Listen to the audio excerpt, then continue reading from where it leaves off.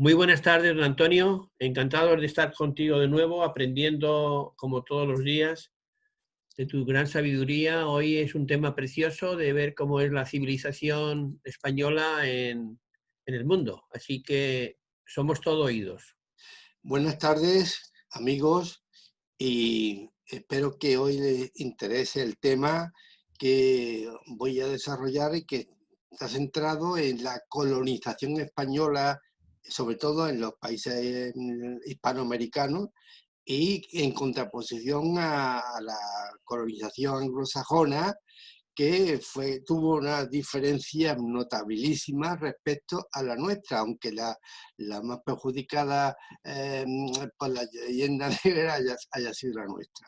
Pero ahora, antes de empezar a hablar de las conquistas de Portugal y de España, de Castilla, hacia esos territorios nuevos que se van a ir descubriendo desde principios del siglo XVI, perdón, por todo el mundo, quiero hacer una introducción explicando el proceso que llevó a que dos naciones occidentales de Europa cristiana, como eran Portugal y Castilla, pues iniciaran un proceso de expansión y después de conquista y colonización hacia el oeste.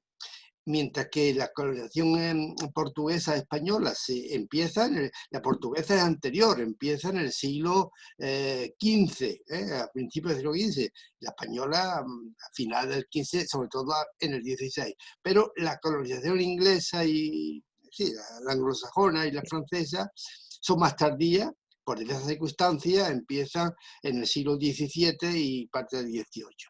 Bien, como digo, voy a hacer una introducción hablando de cómo estaba la Europa occidental o cristiana antes de comenzar el proceso de expansión atlántica de Portugal y de Castilla. Hay que retrotraerse al siglo XIV. El siglo XIV es llamado el gran siglo de crisis, la primera gran crisis europea tiene lugar en ese siglo, cuando es una crisis generalizada. Los historiadores, cuando damos estas lecciones a estos alumnos, siempre hablamos de esa gran crisis del siglo XIV, que todo el mundo la conoce por la peste negra, pero fue una crisis mucho más generalizada. Fue una crisis agraria, porque la expansión de los siglos anteriores en tierras de cultivo, las roturaciones fracasaron a ocupar terrenos montuosos, y eso provocó una decadencia, una caída de la productividad de los campos y el hambre, lógicamente. También una crisis política. Recordemos que durante todo el siglo XIV se desarrolla la gran guerra de los 100 años entre Inglaterra y Francia, pero que también participan Castilla, Aragón, Portugal, parte de Italia. Es también una crisis demográfica. A mitad del siglo llega la peste negra de Oriente, y esa peste negra, que es una pandemia peor que la que hoy padecemos, pues porque no había ningún remedio, esa pandemia acabó con el 50% de la población europea. En algunos lugares de Inglaterra, los estudiosos han sabido decir que se desaparecieron las 3/4 partes de la población rural.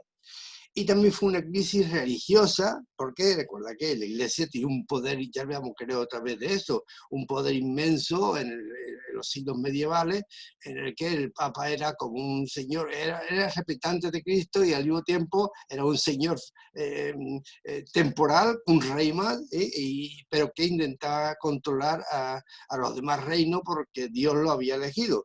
Entonces, eso provocó una escisión en la Iglesia, una gran crisis, un cisma, el llamado cisma de Occidente, en el que llegó a haber dos papas, uno en Francia, en Aviñón, y otro en Roma. Y llegó a haber hasta 3 papas, uno de ellos, Papa Luna, que murió en Peñíscola años más tarde. Todo eso hace que el siglo XIV sea un siglo de estancamiento a todos los niveles. Pero llegamos al siglo XV, y a partir de 1425 se inicia la recuperación en todos los órdenes. Como toda crisis, siempre se viene hacia atrás, pero para coger impulso y desarrollarse las naciones, ¿verdad?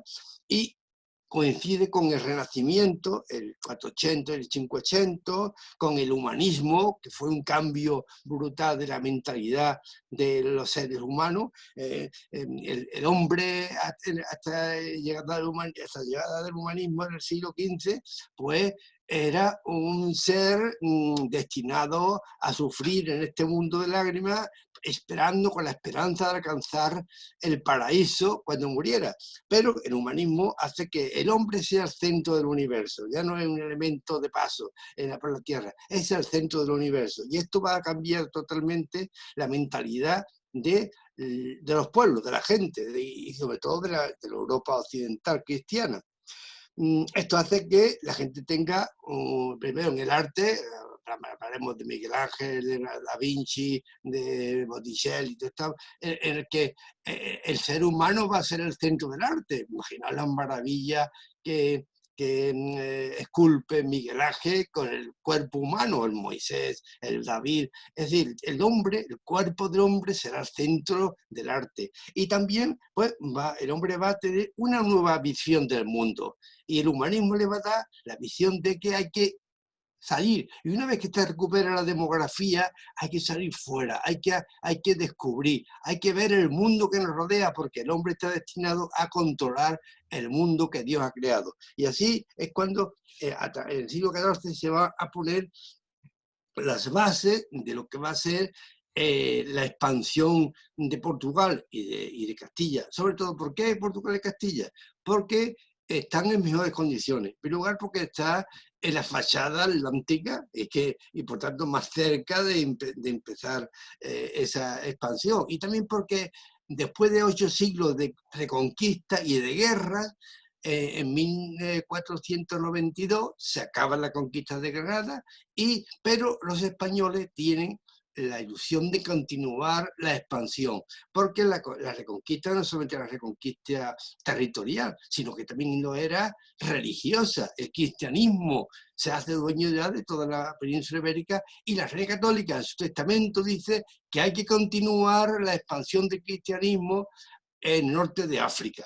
Y posteriormente lo dirá también en las tierras de las Indias. Y así Portugal y España se van en condiciones Portugal a partir de 1425-30 ya empieza sus expediciones, con el Cid Navegante y otros reyes portugueses que quieren lanzar su nación hacia el mar, hacia el Océano Atlántico. Portugal va a empezar con la intención de buscar la ruta de las islas de las especies, porque todas las especies que eran tan codiciadas en la Edad Media provenían de Asia, de la India, pero por tierra, a través de la ruta de la seda o a través de las embarcaciones de los comerciantes bizantinos, a través del mar Mediterráneo. Y Portugal quiere encontrar una nueva ruta, y por eso empieza a investigar, a mandar sus navegantes por por la costa africana, sabiendo que en un momento determinado ese continente africano tendría un final y habría un cabo, después Cabo de Buena Esperanza, que permitiría a los barcos alcanzar la India y alcanzar las Islas de las Especias sin tener que pasar por el occidente, por el oriente. Entonces, Portugal lleva a descubrir y va a ocupar Ceuta, va a ocupar Tánger, va a ocupar parte de África del Sur, después Goa, Macao. Es decir, que Portugal va a ser una nación que antecederá a España en este proceso de colonización. Pero a partir de la llegada de Colón y del descubrimiento de América, de las Indias, España va a empezar el proceso a partir de 1492, durante todo el siglo XVI, el proceso de conquista, colonización de las tierras que han ido descubriendo. ¿Cuáles son esas tierras? Bueno, pues con el paso del tiempo serán unos territorios que los reyes de España los van a configurar como virreinatos, sí, como un territorio que es continuidad del imperio hispánico y que se va a regir por las mismas leyes que se rige Castilla y Aragón, España. Y por tanto, en eso se diferencia totalmente de la colonización anglosajona. España crea virreinato a imagen y semejanza de España. Nueva España, Nueva Granada, Perú, Río de la Plata, van a ser virreinatos, pero con la intención de que son parte integrante del imperio hispánico español. Y además, con las mismas leyes que imperan en la península, imperarán también en esos virreinatos. Una cosa importante de la colonización española es que tanto los descubrimientos como las conquistas van acompañadas del intento del deseo de cristianización, como la Iglesia Católica lo dejó muy claro en su testamento. Había que expandir la religión católica en estas tierras nuevas.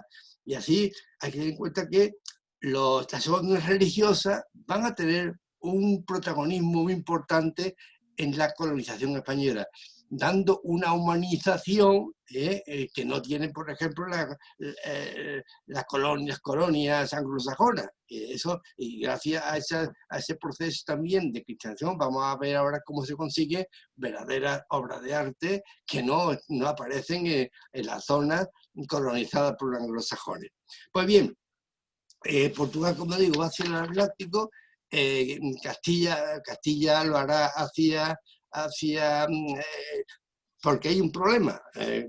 Castilla también quiere avanzar y conquistar hacia el Atlántico, y ahí se encuentra con Portugal, que Portugal tiene desde antes, fechas muy anteriores, tiene ya su ruta hacia el sur de África, y hay un litigio entre Castilla y Portugal y a punto de una gran guerra.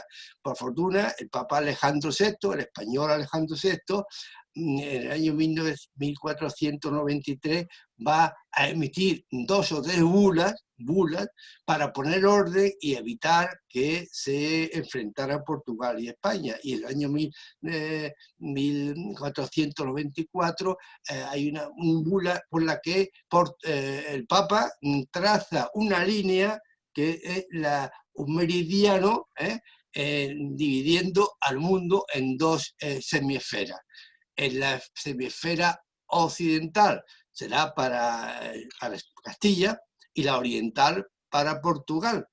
¿Por qué Portugal consigue quedarse con Brasil? Porque en esa línea imaginaria, la esquinita occidental de Brasil caía dentro de la zona de Portugal y el resto era de España. Pero bien, por eso Portugal también consigue avanzar por Brasil, ¿no? Pero en España, como digo, se van a crear una serie de México, en el sur, esos virreinatos que son verdaderos reinos como el español traspasados allí, ¿verdad? Diferencia entre la colonización española y la anglosajona. Pues una diferencia muy importante es que en España los reyes se van a preocupar por humanizar todo el proceso de colonización.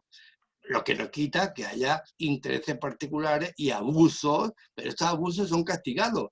Muchos gobernadores, cuando le hacen el juicio de residencia, al volver a España lo encarcelan porque se han enriquecido ilegalmente. Es decir, aquí había unas leyes que había que cumplir, aunque, como ocurre hoy día, hay gente que se las traspasara. Pero ahí están las leyes de India, que las comienza a emitir Isabel la Católica, pero después Fernando el Católico, Carlos I, Felipe II, hasta el siglo XVIII. Estas leyes de India tenían varios objetivos. En primer lugar, promulgar una legislación que regulara la vida social, política y económica de los nuevos territorios incorporados al imperio. Y por otra parte también procurar defender los derechos de los indígenas. Esto no aparece en ninguna de las colonias anglosajonas. Es decir, ¿por qué? Porque según la legislación de la ley de India, los indígenas son súbditos de la corona española y no pueden ser esclavizados. Por eso el padre de las casas, que tanto les gusta a los indigenistas, pues defiende que no se esclavice a los indígenas, pero permite la llegada de negros, porque los negros no son africanos, no son súbditos de la corona española. Pues bien, esta ley de India va a promover pues, una serie de un respeto a los indígenas, que lo vemos en las leyes anglosajonas. Por ejemplo, se permite, no se permite, se incita al mestizaje. Ahí las leyes piden además la prohibición de la esclavitud y no el respeto, sino promover los matrimonios interraciales entre los españoles y los negros y los indígenas, sin ningún problema, porque además la religión católica lo permite y lo apoya, de tal manera que así aparece, como sabemos, hoy día, los mestizos, pero hay población blanca, con descendientes de los españoles, pero hay muchos indios, ahí tenemos a Evo Morales, indios, negros, mestizos, con todo, mestizos de India con español, de negro con India, de India con negro, es decir, que hay una serie de un mestizaje que es una gran aventura sociológica que no se da en otros lugares donde están los anglosajones. Pues bien, de esta manera se va a concebir una sociedad que lo que quiere es imitar, ser igual a una similitud con el reino de Castilla, tanto en leyes como el urbanismo. Ahora hablaremos de las ciudades que se van a crear. No conocemos en América del Norte ninguna ciudad creada en el siglo XVII. Aquí hay ciudades como la española, con su plaza, la iglesia, el ayuntamiento, las calles perfectas, y ahora hablaremos de eso. También los monumentos, las catedrales, las universidades. Ahora hablaremos de las 27 universidades que se crean en el siglo XVI en los reinos hispánicos, en los virreinatos. Todo eso no existe en la colonización anglosajona. Veremos algunas cosas. Por ejemplo, y podemos ir viendo cositas interesantes. En cuanto a la obra cultural de los españoles, se crean 27 universidades. María Jesús, ¿puedes poner de alguna de las que te he pasado yo ahí? Por ejemplo, la Real Universidad de La Plata, que se funda en 1552. La Real Universidad de Santo Domingo, 1538. La Universidad de México, 1551. La Universidad de Bogotá, 1580. La de Quito, 1566. La de Lima, 1551. La de San Ignacio de Manila, 1590. La de Santo Tomás de Manila, 1645, que aún hoy día sigue siendo la más prestigiosa de Filipinas, donde se expone en español todavía las clases. Es decir, fijaos la labor cultural y una cosa importante, estas universidades estaban abiertas a la enseñanza porque estaban controladas por los dominicos, por los franciscanos, y por tanto estaban abiertas a toda la sociedad del virreinato. Carlos, blanco, negro o mulatos, indios, todos estaban. De hecho, que conocemos a escritores y cronistas del siglo XVI que son indios. El Inca Garcilaso, por ejemplo. ¿Qué pasa, María Jesús? No se oye, no se ve, ¿no? Que ponga la primera diapositiva. Si voy a poner la diapositiva de las catedrales, perdón, de las universidades. Carlos, pon la primera diapositiva. ¿Me oyes? Carlos, la diapositiva de las universidades, puedes ir poniendo para que se vea la obra tan importante que ha creado España en las colonias americanas. Como veis, 27 universidades. Carlos, abre el micrófono porque lo tienes cerrado y estás hablando y no se te oye. ¿A mí? No, ¿a mí? No, a ¿Yo? Carlos, a Carlos. Ah, Carlos no, parece que no me oye, ¿no? No sé, parece que no oye. Carlos. Sí, las estoy poniendo. He puesto las Ah, vale, imágenes. vale. Ah, Vale, sí. todavía no has puesto ninguna, Sí, he todavía. puesto las he ido poniendo todas las que hay, que son No, estas. pero no aquí, yo no la he visto, ¿eh? Sí, está Yo puesta no, en pantalla. Está en pantalla compartida. Un momentito. yo Gracias. no he visto ninguna, ¿eh? No, no he visto ninguna. Vale, No. pues ahora mismo las voy a poner todas. Ahí las tienes ya. Bien, ahí está. ¿Ven? Aquí tenemos las universidades. Esta me parece que es la de Manila, ¿no? Me parece que es la de Manila, ¿ves? Pero fijaos que son edificios magníficos.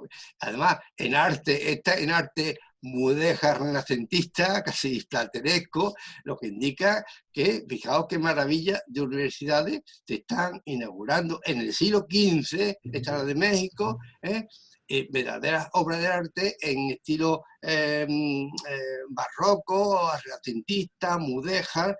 Bien, ¿y cuáles son las que se crean mira, esto es un hospital. Este es el hospital de Lima, creo, el hospital, ¿eh?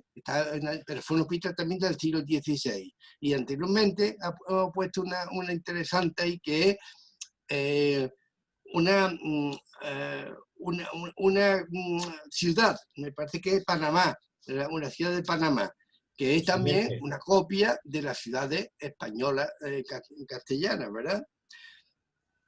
A ver si un poco más adelante está, a ver si aparece.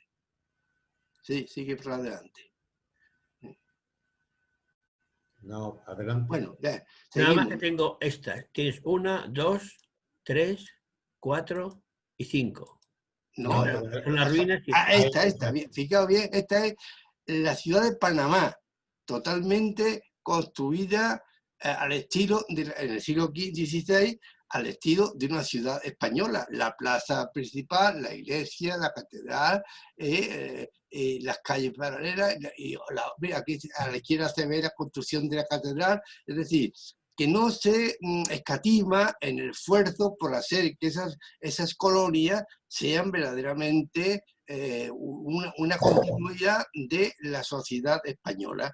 Y hoy día, si vas por eso, alguna de estas, por Lima, por Cuzco, por México, estás caminando por la ciudad colonial como una ciudad andaluza, por ejemplo, ¿verdad? Bien. Una pregunta, Antonio. Sí. En esa incorporación, en aquella época donde había tanta fuerza de la Iglesia y el poder económico, ¿hasta qué punto influía en la economía de las iglesias las bulas? ¿Las bulas papales te refieres? Sí, el poder. Claro, todavía tienen una gran fuerza. La bula papal sigue teniendo ya menos que la Edad Media, pero y todavía hoy día tiene importancia. Pero fíjate, todas estas universidades que estamos aquí y catedrales que estamos señalando están aprobadas por los papas. Es decir, que el rey Felipe II, Carlos I, solicitaba la construcción de una iglesia, una catedral o una universidad al Papa. Y las universidades generalmente estaban protagonizadas o iniciadas por las órdenes religiosas que tenían una finalidad de expansión también de la cultura y del cristianismo. ¿Y qué pasa en las zonas de colonización anglosajona? Pues bien, oye, no hay ninguna catedral de la época. Ni en Estados Unidos hay alguna iglesia, pero en la zona suroriental de Estados Unidos, en los territorios que pertenecieron a España, California, ¿no? Texas, Arizona, ahí sí hay indios todavía y hay catedrales pero de ahí para arriba no existe nada. La primera universidad fundada por los anglosajones en Estados Unidos es del año 1636, la de Harvard, pero además solamente podían entrar blancos, no estaba destinada a los indígenas, que son despreciados, tan despreciados que no queda ni uno, o casi ninguno en Estados Unidos, ¿verdad? En el norte de Estados Unidos. Es decir, que la de Harvard de 1616 comenzó con 8 alumnos y todos blancos. ahí no se permitía el mestizaje que había, porque además había una prohibición de los matrimonios mixtos. Lo vemos en las películas del oeste, en el que cuando un señor se quiere casar con una india, la tiene como manceba, pero en cuanto que quiere matrimoniar con ella, se encuentra con la oposición del clero puritano o de las autoridades, ¿verdad? Bien, más cosas. Vamos a las más cosas Otra interesantes. pregunta, ¿hasta qué punto esa posibilidad de la iglesia anglosajona de poderse llevar a la pareja y poder estar casado frente al tema del celibato del catolicismo pudo influir en la expansión mayor o menor entre unos y otros? Bueno, las leyes de India promocionaban el matrimonio entre españoles e indígenas. Eso está claro. Pero en el norte no había ninguna legislación. En lugar de anglosajones, la legislación que imperaba era la de la metrópoli, pero no hay leyes para los indígenas. Entonces, cuando vemos las películas, está muy bien recogido. Vemos cómo hay algunos holandeses o daneses que van a América o alemanes y que se atreven a convivir con una india, lo vemos en las películas. Y además, mientras que conviva como manceba o como prostituta, le parece muy bien, pero jamás hay una aceptación de matrimonio por los puritanos o por los luteranos. Es decir, eso estaba prohibido terminantemente. Y además, no solamente por los luteranos, sino por la sociedad anglosajona que no admitía ese matrimonio. Por eso no hay mestizos en Estados Unidos. Ahora hay muchos hispanos porque han ido emigrando desde el sur hacia el norte y hay ya 50 millones de hispanos en Estados Unidos, pero eso es donde hace un siglo para acá. Es decir, antes no ha existido el mestizaje en ningún momento en los lugares donde se implantaron los anglosajones. Además, el exterminio de los indígenas era algo que estaba previsto oficialmente, porque el interés de los gobiernos de Estados Unidos, de Inglaterra o de Francia, cuando van a colonizar, es la explotación económica y la explotación del comercio, de traerse materias primas. Esa es su principal objetivo. Allí no hay leyes de India de ningún tipo. Por tanto, los exterminios de los indígenas era algo aceptado porque estorbaban. Lo vemos en las películas del oeste, pero como los cheyennes o los apaches son perseguidos, recluidos allí en las reservas y al final, ¿cuántos hay hoy día? Creo que son 8 millones de indígenas y yo creo que quedan 100.000. Que había un exterminio preparado desde las autoridades, y eso unido a la prohibición de matrimonios mixtos, pues a dar lugar. Claro, ¿qué ventaja tiene? Oye, ¿os habéis fijado que los movimientos indigenistas se dan en México, en Bolivia, en Venezuela, en Chile, pero no se dan ni en Canadá, ni en Estados Unidos, ni en Australia, porque no quedan indígenas? Los Por eso no hay anglosajones movimientos crean, indigenistas.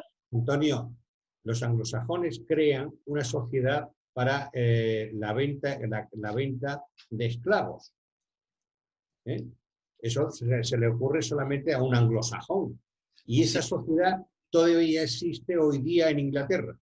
Sí, pero esta sociedad después fue copiada por los españoles, pero muy tardíamente. Hasta el siglo XIX se puede decir que casi no hay esclavos españoles, porque las órdenes religiosas, la religión impedía, el padre de las casas, por ejemplo, todo, estaba en contra de la esclavitud. Pero en la Cuba del siglo XIX hay multitud de esclavos, porque las colonias españolas finales ya pues van a aceptar la misma mentalidad portuguesa, pues los portugueses sí tienen esclavos del siglo XIV y XV, pero los españoles, ya digo, la religión, las órdenes religiosas, el papado procuraba evitar la esclavitud. Pero a la larga, en Cuba, los españoles son tan esclavistas como los anglosajones, lógicamente. Pero como tú dices bien, sí, la mentalidad esclavista sigue todavía en los países anglosajones, nomás que tenemos que ver Estados Unidos, donde ahora estoy leyendo ahora porque hay una propaganda de la lucha de los negros contra, pero bueno, es una lucha política y ahí está introducido Bill Gates y un montón de gente y Soros y tanta gente para crear inestabilidad en Estados Unidos. Pero la verdad es que si se está leyendo ahora un relato de periodísticos recientes y hay lugares de Estados Unidos, sobre todo del sur, donde viven todavía en chabola millares y millares de familias negras, donde además hay, como el Estado está dando un dinero a las mujeres negras que tienen hijos, pero que no tienen marido, está ocurriendo que hay multitud de mujeres que para conseguir esa subvención se dejan embarazar y hay montones de negritos sin padres viviendo en chabola. Es decir, que en Estados Unidos todavía el problema racial sigue existiendo, sobre todo en los estados del sur. Bueno, esa mentalidad es anglosajona y viene desde la colonización de esta gente. Y ahora, si queréis preguntar, yo creo que con esto hemos dado un repaso general. En conclusión, te puedo decir que nuestra colonización fue humanitaria, humanista, que las leyes de India están ahí, las podemos leer. Yo he bajado algunas de internet, hasta la última de Carlos II, ya a final del siglo XVII, hace una recopilación de las leyes de India en la que introduce todas las leyes que da desde Isabel la Católica, Fernando el Católico, Carlos I, Felipe II, Felipe III, hasta su reinado. Y hace un libro con las leyes de India todavía en su tiempo. Es decir, que eso va a la política. Por eso, si miramos hoy países como México, como Venezuela, como Bolivia, pues, y tú vas allí y estás viendo una sociedad hispana totalmente, casi como Andalucía. Eso no ocurre en el norte. ¿Por qué? Porque aquí hay una cosa, Antonio, que se intentó urbanizar, crear ciudades a imitación de las ciudades, crear universidades para que los indígenas se educaran, catedrales para que desde ellas, y monasterios, conventos para evangelizar. Todo ese proceso cultural y religioso creó una sociedad mucho, no sé, de ahí me parece que era un escritor actual mexicano, y decía que en México nunca ha habido mayor igualdad social que en la colonia con respecto a la actualidad, decía este escritor, porque es verdad que se intentó que hubiera no había diferencia entre indígenas Antonio, hay una cosa que es cierta, que es que desconocemos mucha de la historia que tú acabas de contar.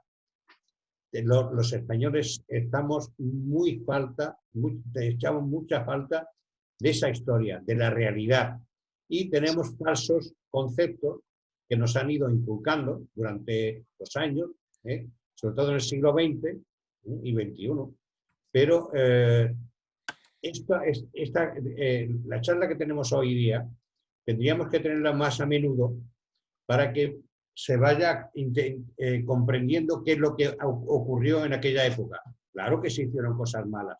Pues ya, pero, como ahora. Supuesto, bien, ¿no? Pero, Víctor, es que es importante porque se había olvidado un tema. Se ha olvidado hablar de la leyenda negra. Correcto. Es decir, la leyenda negra ha hecho un daño terrible durante muchos decenios, siglos, porque van en contra de todo lo que yo he dicho aquí.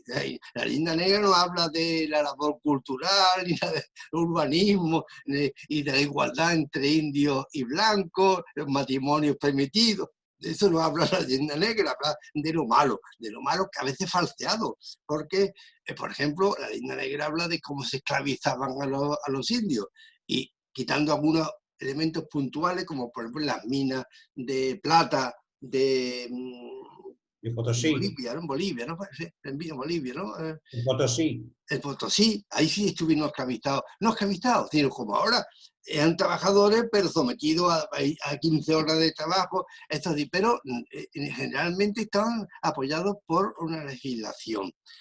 ¿Qué ocurre? Que en España, y sobre todo la izquierda más revolucionaria, ha hecho suya la leyenda negra. Y son los primeros que están atacando a la colonia española por opresora, desconociendo que la mayor parte de estos políticos de izquierda actuales son unos indocumentados que no entienden de la historia nada, no entienden nada. Y leer a Pérez Reverte o a historiadores, porque es que hoy día la cultura, el otro día estaba viendo en la tele un programa donde la cultura era la gente del teatro y del cine. Sí, ese era el mundo de la cultura, hay que potenciarla con el cine y el teatro. Pero usted no, la cultura está en la universidad, sobre todo. ¿Cómo va a ser un actor que no ha estudiado siquiera, que no tiene una preparación, un hombre de la cultura? Entonces, hoy día, y la izquierda además se ha apoyado mucho en ese concepto. Y la leyenda negra, que tenemos que leer la prensa, vemos como la cantidad de políticos de izquierda que abominan de la colonia española, opresora, que están de acuerdo con los indigenistas, que pagan incluso con su dinero movimientos indigenistas en Venezuela y en Bolivia. Hoy día hay inversiones de algunos partidos de izquierda a indigenistas para que ataquen la actividad española durante la colonia y la monarquía. Eso está ocurriendo actualmente. Claro, pero digo, es algo que debería caer por su propio peso, porque si hay indigenistas en Bolivia o en México, es porque hay indígenas, pero es que no hay indigenistas en Estados Unidos ni en Canadá. Una pregunta, Antonio. Yo te comentaba mi tema del casamiento, pero no del invasor, sino más bien como todo era basado por los religiosos que con la ayuda de los monarcas iban conquistando los países o expandiendo. Me refería a la diferencia entre los anglosajones que van casados con sus parejas y expanden su religión y perpetúan más esa religión en el tiempo que los propios católicos, que al estar en el celibato dijéramos que no tienen la posibilidad de expandir sus familias como lo pueden hacer los anglosajones. Ese punto de vista. Sí, pero de todas maneras los frailes o los curas que van no se casan, pero sirven de promotores de matrimonios mixtos.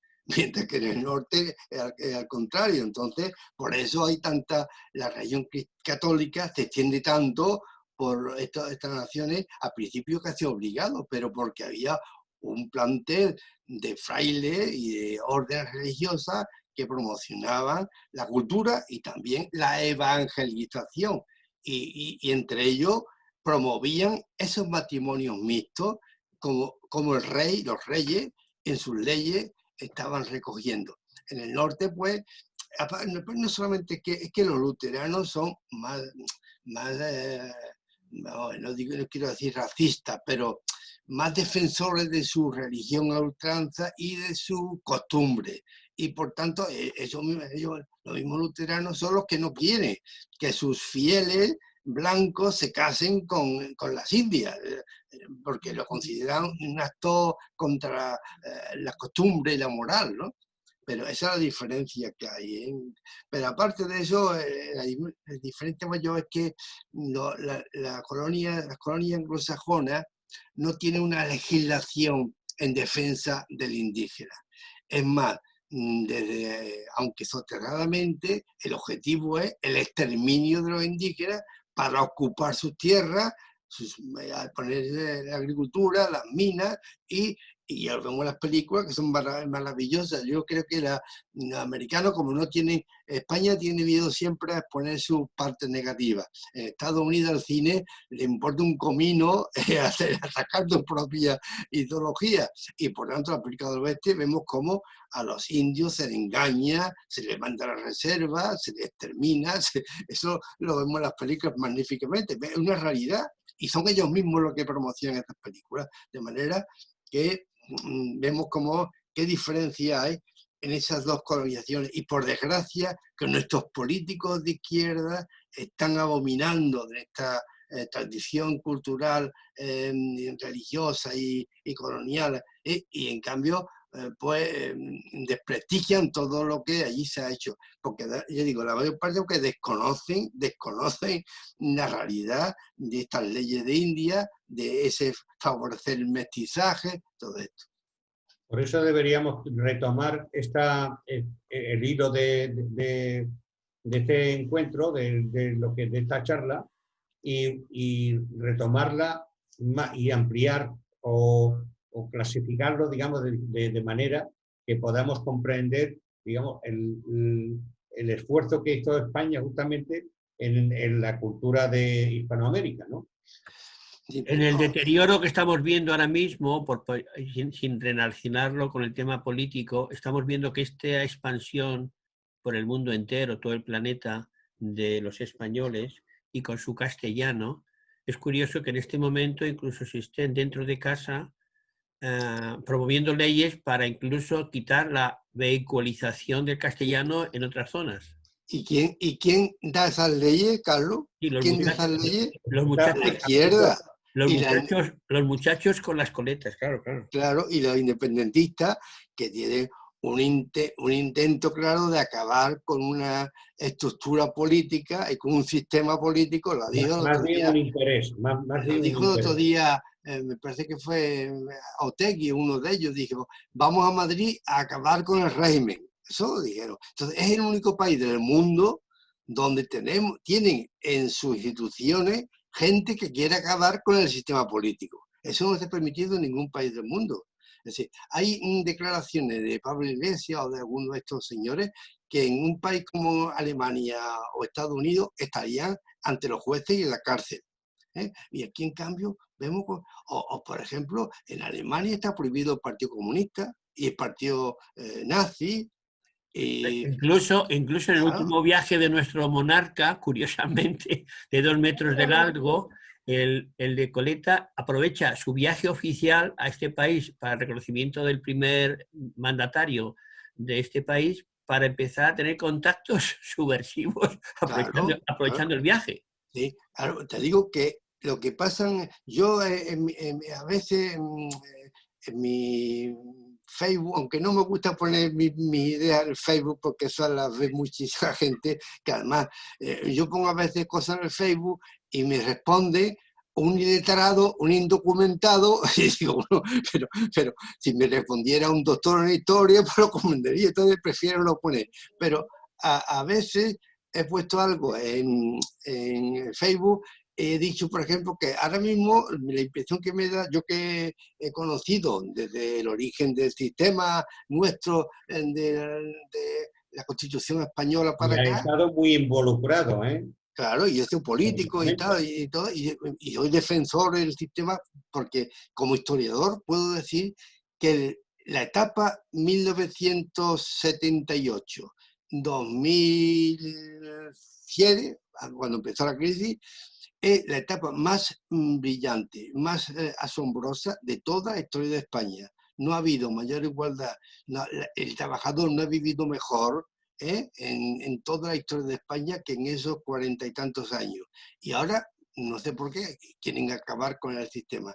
Y acabar con el sistema es volver a unos estados peligrosos de enfrentamiento, donde el dinero va a huir de España y al final no tenemos que mirar Venezuela. Ver ahora mismo como hay 6 millones de venezolanos en en Colombia, en Estados Unidos y en España. Para algo será, la gente no se va por gusto a otros países. Entonces, yo digo, a ver, en Facebook he puesto, se me ha ocurrido poner una vez que cuando he leído una barbaridad de esta, como la ley Será y compañía, digo que es una prueba más de que es un Estado fallido. España actualmente es un Estado fallido, como lo es Siria, como en otros países, no sin violencia, todavía, pero Estado fallido porque tenemos dentro de las instituciones gente que están trabajando para acabar con el sistema democrático que creamos con mucho esfuerzo hace 40 y tantos años. Y eso, lógicamente, me preocupa. Yo a mi nieta, bueno, en cuanto a la educación, ahora está en boga la educación pública y la concertada, ¿no? Yo soy director de un colegio público desde que el año 78 gané las oposiciones. Fui primero maestro, después director y después he estado en un colegio, en un instituto, todo público. Mis dos hijos, se han educado en colegios públicos. Mi nieta no va a un colegio público. Mi nieta, por desgracia, después de luchar yo 40 años por un colegio público, tal como estoy viendo las cosas, mi nieta está en un colegio concertado. Y además le tengo dicho a mi hija que le potencie en ese colegio el inglés y el alemán, porque no sabemos esto a qué camino va a llevar. Entonces, que mi nieta esté preparada para lo que pueda venir. En un sentido pacífico, sería bueno que en los próximos años, tú que eres muy joven, vamos a empezar a dar clases gratuitas de castellano a los pobres catalanes que les han quitado la posibilidad de hablar castellano, ¿no? Sí, sí, muy bien, Carlos, porque además esto lo está oyendo en algunos comentaristas. La desgracia más grande es para los propios catalanes, que un catalán dentro de 40 años, cuando un chaval educado en la educación no castellana y quiere ir a trabajar a Madrid, no va a poder ir a trabajar a Madrid. Bueno, ni tampoco va a poder trabajar a Londres, porque allí quieren que se hable español, no catalán. Entonces, los que van a sufrir con esta ley son La los utopía vascos. en 20 años será un catalán que intenta hacer una oposición para una biblioteca en Castilla-La Mancha, ¿no? Sí, bueno, de todas maneras, yo en eso soy más optimista, Carlos. Seguro que sí, seguro que sí. Y tomo como ejemplo Irlanda. Irlanda, los años 20, antes de la independencia con respecto a Inglaterra, años 10, promocionaban el gaélico. El inglés hay que desprestigiarlo, fuera el inglés, hablemos el gaélico para conseguir la independencia. Desde la independencia de Irlanda para acá se ha convertido en la madre del inglés. Sí, los alumnos de bachillerato que más estudian inglés y hacen práctica van a Dublín. Es decir, y yo creo que en Cataluña puede ocurrir lo mismo. El día que ellos consigan la independencia se van a volcar por potenciar una lengua que hablan 400 millones en el mundo, claro está. Mi apellido segundo es Morán, y que es un apellido irlandés. Hubo hasta un presidente, se llama Moran, que era hace cuántos años, y buscando el origen encontré hacía tiempos estudios donde se veía que los españoles de clase, como no querían que fueran a Inglaterra porque eran anglicanos, no eran católicos, los mandaban a estudiar inglés a Dublín, a Irlanda, que es donde están todos los católicos. Y esa tradición continúa. Y hoy día en Irlanda se habla el mejor inglés de la isla. Y por eso digo que yo creo que los catalanes, todo el proceso de acabar con el castellano y tal, es porque quieren que los pobrecitos ignorantes de Cataluña voten a los independentistas. Pero una vez conseguido todo tiene un cauce económico. Volverían otra vez a ser los más españoles en la lengua, por lo menos. Una cosa, yo lo que he entendido es que, a ver, que simplemente se recoge que hay otras lenguas vehiculares, que no que el castellano no lo vaya a ser, sino que se reconoce que el euskera lo es, el catalán, etcétera. Sí, pero es un cambio de la Constitución. No que se anula el castellano, o sea, yo es que eso no lo he entendido así. Eso que dice es muy rica, tenemos 5 idiomas. ¿Qué? Perdón. España tenemos 5 idiomas. No, lo que dice esta mujer, Lidia, lo que dice, está recogido ya en la Constitución.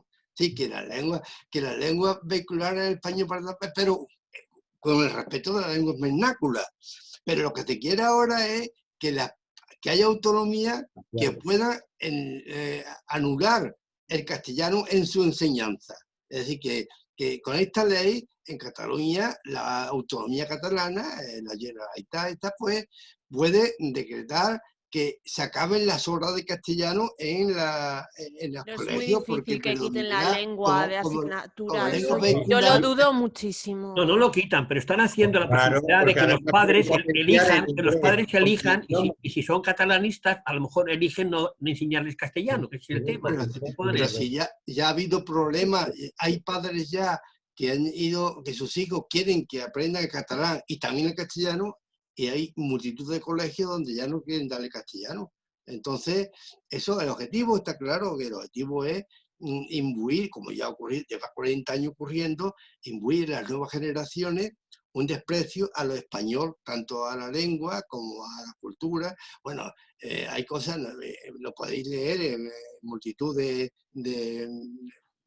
eso, que aparecen en Facebook. Por ejemplo, hay un historiador catalán que hemos visto una conferencia en la que dice, por ejemplo, que Colón era catalán, que Don Quijote, perdón, Cervantes era catalán, pero no se les Con lo cae la cual cara de eran vergüenza. andaluces, ¿no? Porque los catalanes prácticamente son andaluces, ¿no?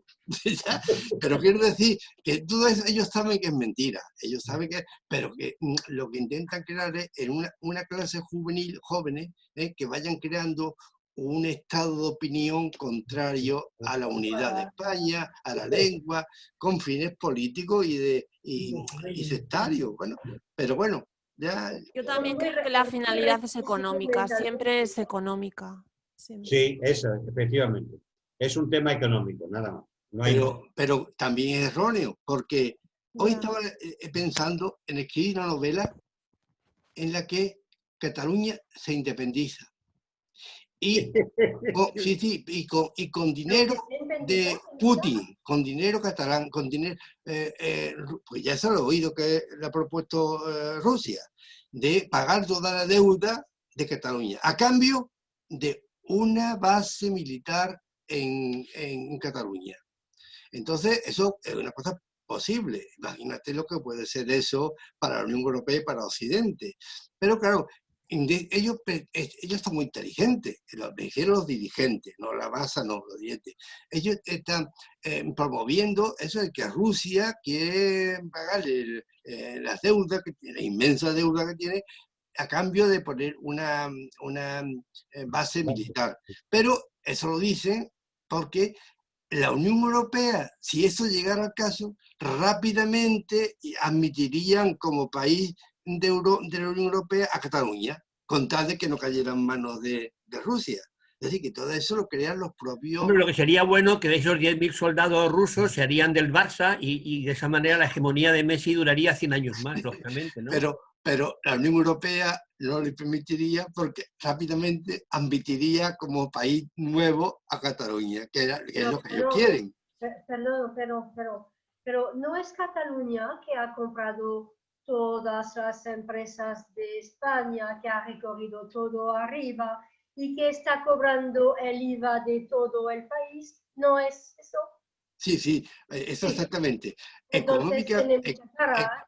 Económicamente, Cataluña y todas sus grandes empresas se están extendiendo y absorben gran parte de la economía española ahora mismo. Claro. ¿Sí? Pero lo que entendí es que eso hace, no sé, 40 años que han comprado todas las empresas que han comprado y la han llevado a Cataluña. Entonces, todo eso es un montaje que tendría juicio.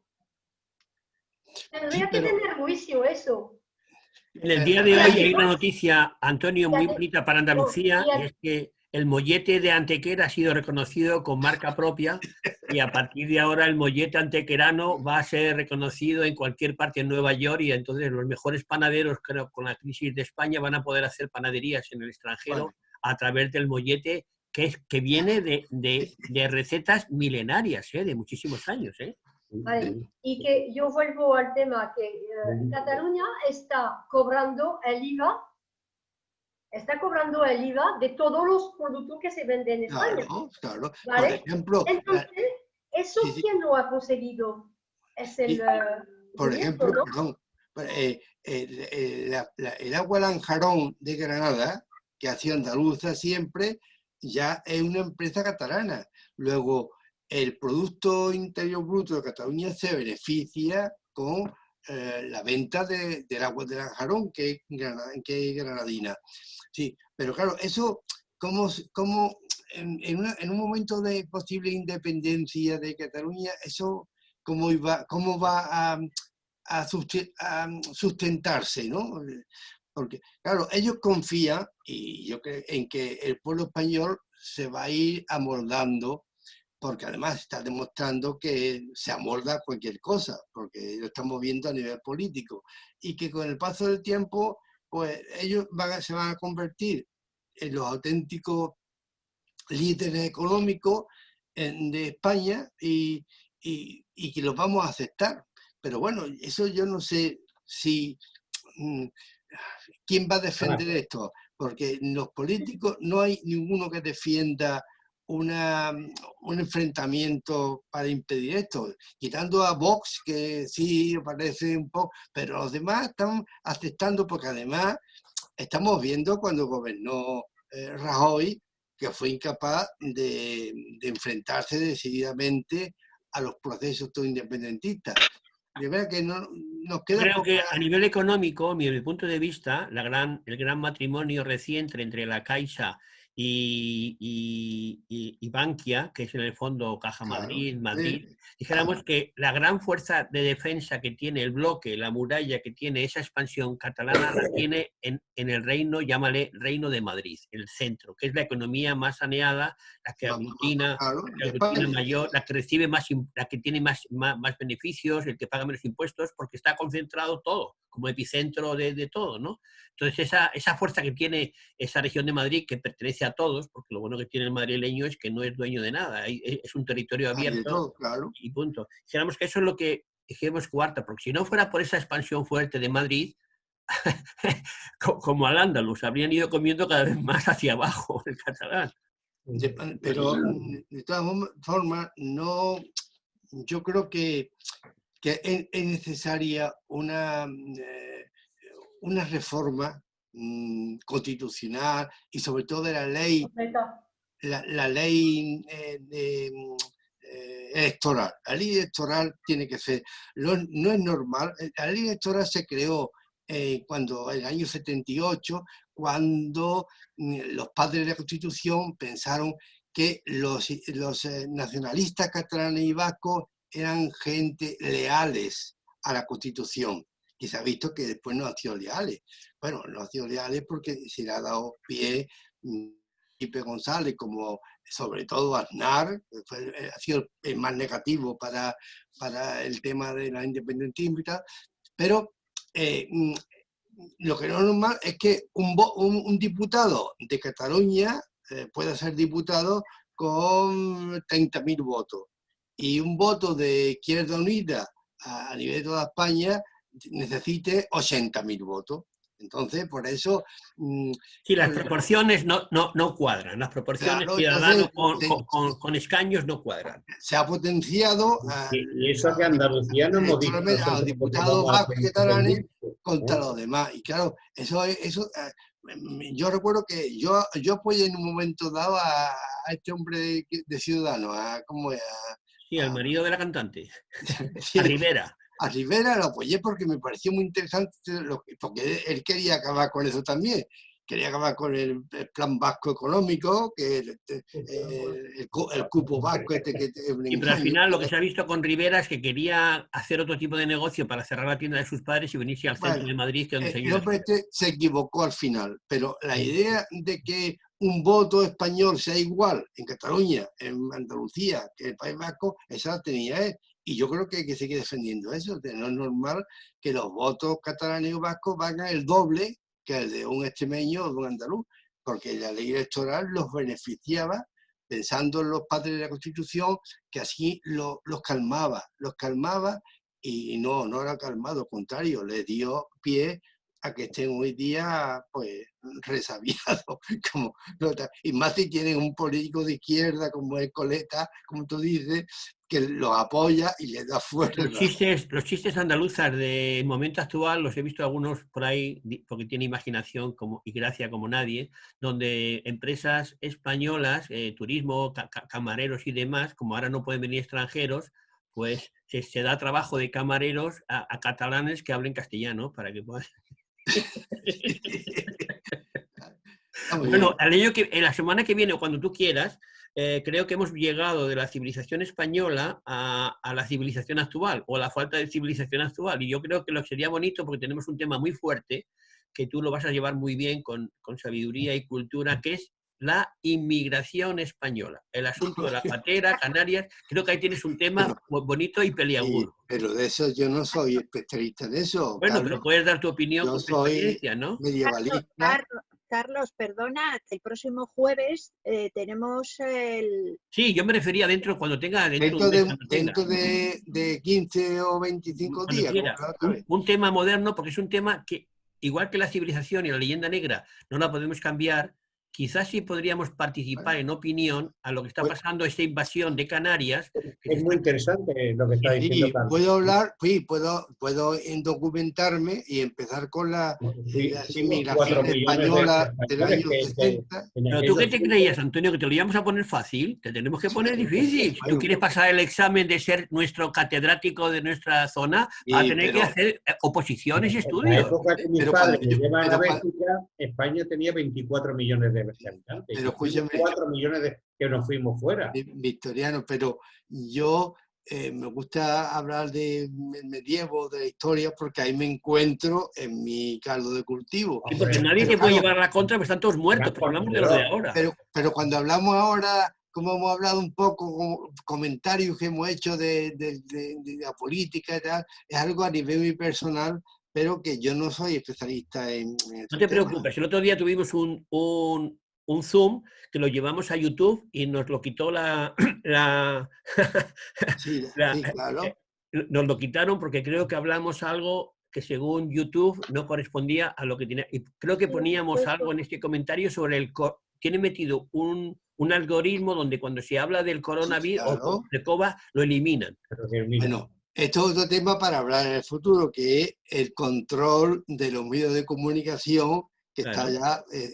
pero no estaría mal, Antonio, mira, el tema, como está muy cerquita de Marruecos y que ahora la frontera del norte de África está un poco bloqueada, entonces la gente está utilizando Mauritania y Argelia porque tienen menos actividades y están colando, porque la diferencia que tienen los de las pateras ahora es que no es como antes que venían muertos de hambre las criaturas, sino que ya vienen con su ropa de marca, con su móvil y con su tarjeta de crédito para comprar en las tiendas. Y con un proyecto político muy fuerte de ciertas naciones. Pues hablemos, no tenemos miedo ninguno. Bueno, vamos a ver el próximo día, pero yo quiero empezar. Vamos a ver a dónde lleva eso, ¿no? Claro, es un tema que vamos a ver a dónde lleva eso. Va a llevar algo muy peligroso. Claro. Si no somos capaces de pararlo, muy peligroso. Bueno, pues otro tema de novela que puede ser la España y la Europa del siglo XXII, que ya no será Europa, será otra cosa.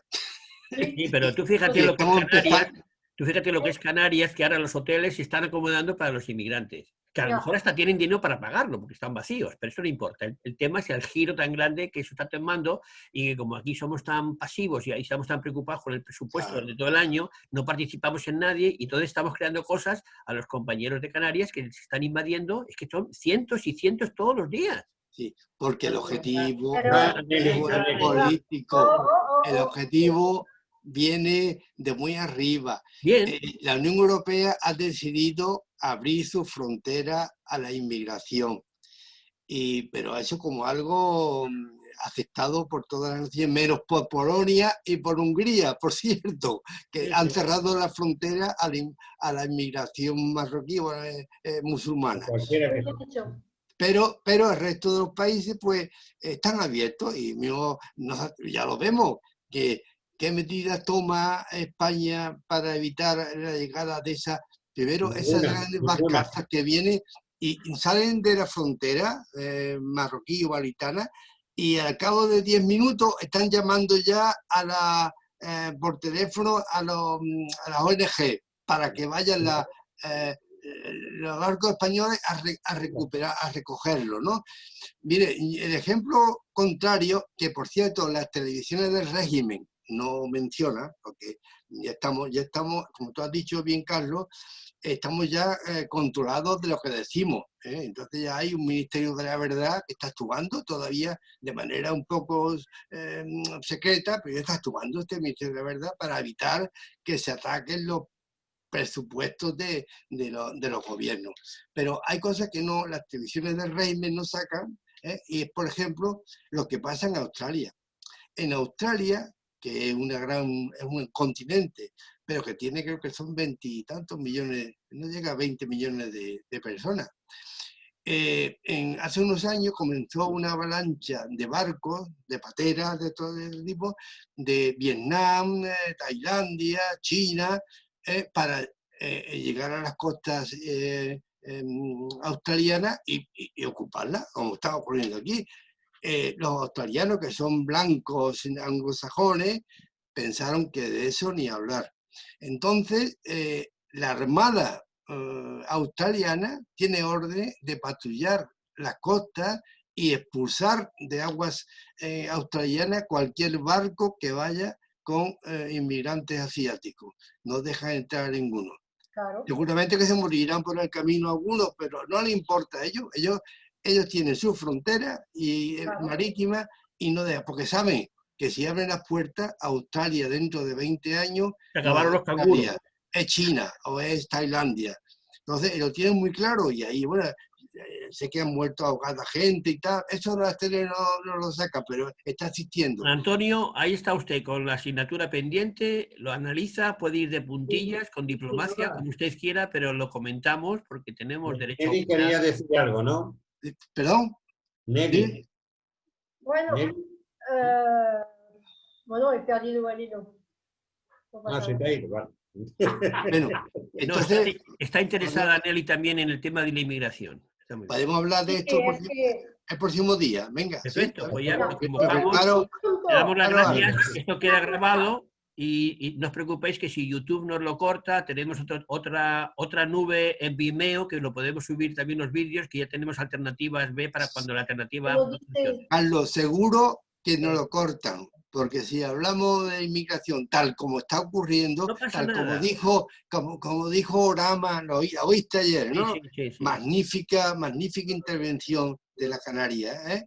Y le dijo ayer mismo, creo que era la ministra de Economía, ¿no? Le dijo que se estaba pasando hoy con lo que estaban diciendo. Hombre, esta mujer está desesperada de ver lo que pasa en su autonomía. Y dijo algo magnífico, dice, si allí hubiera un patio independentista, otra gallo nos cantaría. Y como lo hubo, lo que pasa es que era muy flojo cuando lo hicieron. Pero, claro. Y además mandaron matar al líder. Sí. No, pero esa canaria, ojalá estuviera en Castilla, porque vamos, tiene una fuerza impresionante esa mujer. Bueno, hablamos. Pero gracias que por el YouTube, tema, queda grabado. Gracias, don Antonio, por sus enseñanzas. Estamos encantados de estar aquí. Carlos, un momento, Pero no Sí. ponga la mano al estilo un Hitler, momento. con un dedo, nada más. ¿quiere hablar algo, Nelly? Nelly, sí, cuenta. Referente al contenido de la charla, estabais hablando de lo que ha pasado en América del Sur y hoy en día estamos mucho en la boca con el Black Friday. Que es un movimiento manipulado. Eso. El Black Friday hay que explicar a la gente de su entorno qué quiere decir eso. Pues el Black Friday es una manera en que la compañía mundial de Alibaba, la más fuerte de negro, ¿no? pueda vender. No. Está manipulado, es un movimiento manipulado.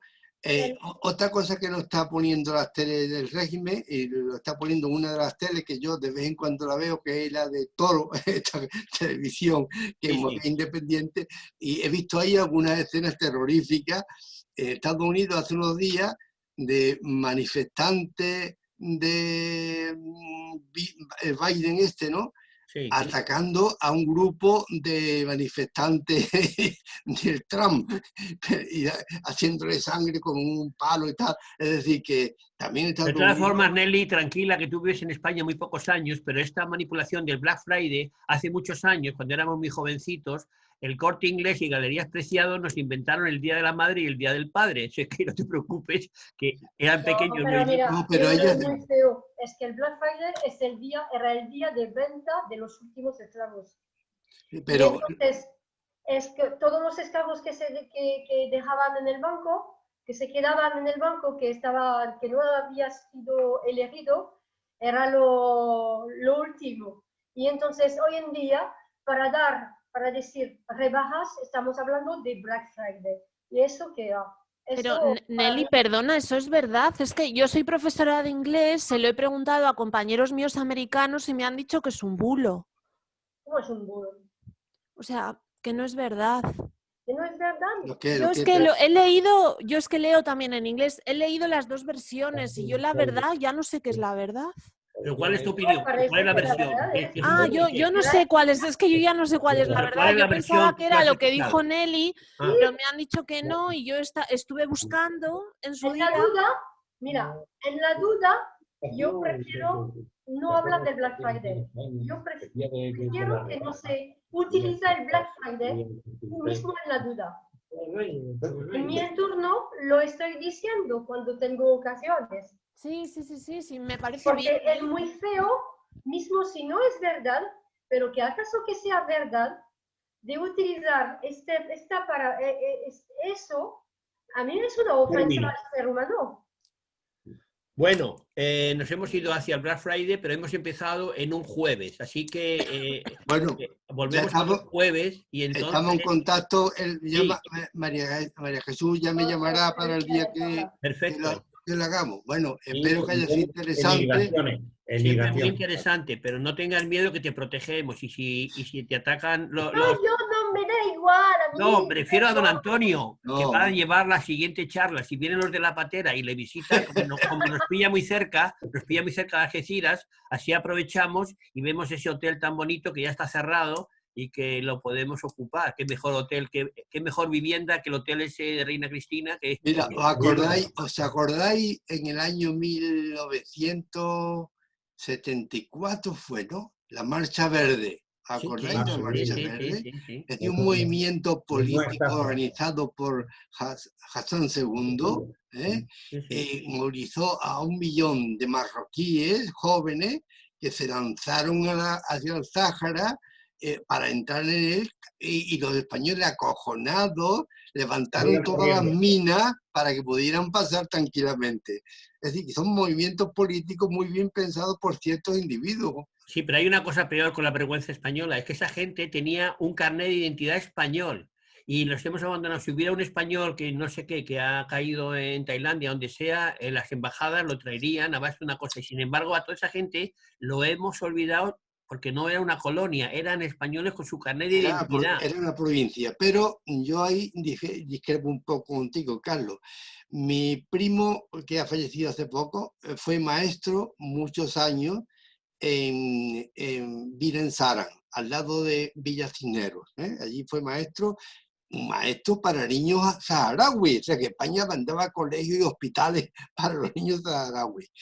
Y tuvieron durante 1 año o 2, el Frente Polisario no nació contra Marruecos, nació para matar soldados españoles. Entonces el Frente Polisario mató a muchos españoles antes de la independencia. Una vez que ellos se fueron los españoles, se volvieron contra Marruecos. Pero que si ellos hubieran sido inteligentes, en vez de atacar a España militarmente, podían haber llegado a ciertos acuerdos sin llegar a las armas. Pero el Frente Polisario mató a muchos españoles. Pero en realidad era un filtro para Marruecos frente a Argelia, ¿no?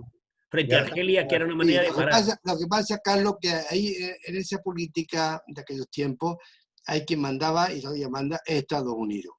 Y Estados Unidos no permitía un Sáhara independiente pro-argelino, porque el socio preferente de Estados Unidos en África del Norte es Marruecos. Claro, Entonces, claro. Estados Unidos no iba a permitir un Sáhara, ni iba a permitir todavía Igual que Estados un Unidos Sáhara independiente. igual que Estados Unidos se cargó a Carrero Blanco con una perfección de explosión de las mejores del mundo, vamos, mejor que las Torres Gemelas, vamos. De hecho, es que en el territorio de Saharaui hay una bolsa de petróleo, la más grande jamás conocida, y por eso llevan los americanos muy y de fosfato, Claro, y claro que petróleo. sí. El fosfato, Pero sí. no, sobre todo es a nivel estratégico, porque el Sáhara independiente sería aliado, enemigo de Marruecos y aliado de Argelia,